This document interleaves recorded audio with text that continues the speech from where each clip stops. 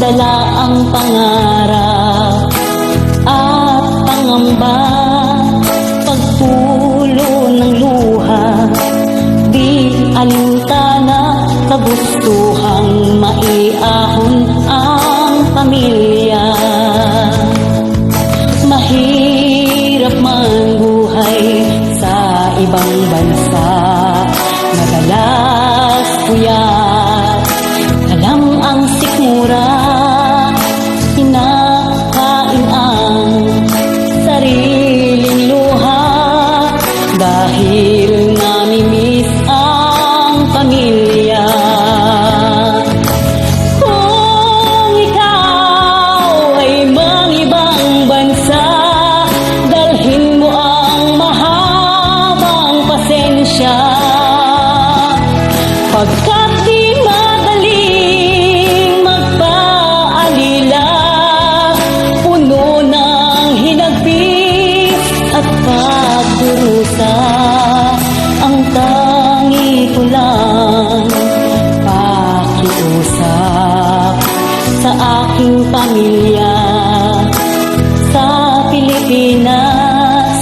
Matipon kayo, huwag puro waldas, upang pagbalik ko akin ring malasan.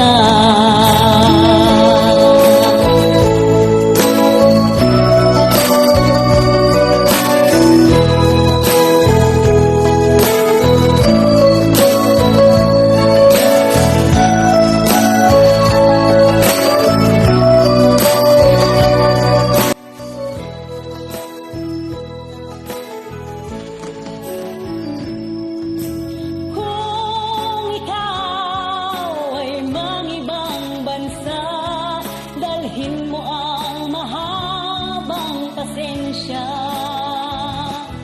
pagkat di madaling magpaalila, puno ng hinagpis at pagkurusa.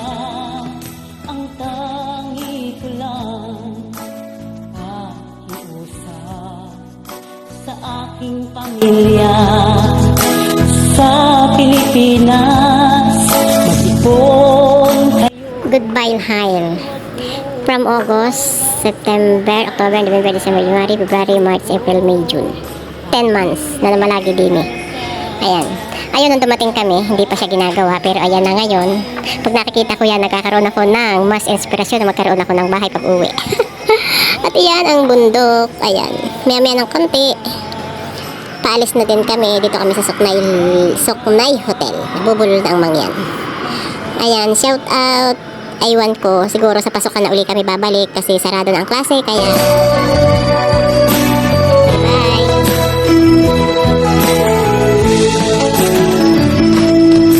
Noon ako ay nangibang bansa, dala ang pangarap at pangamba, pagpulo ng luha, di alintana, kagustuhang maiahon ang pamilya.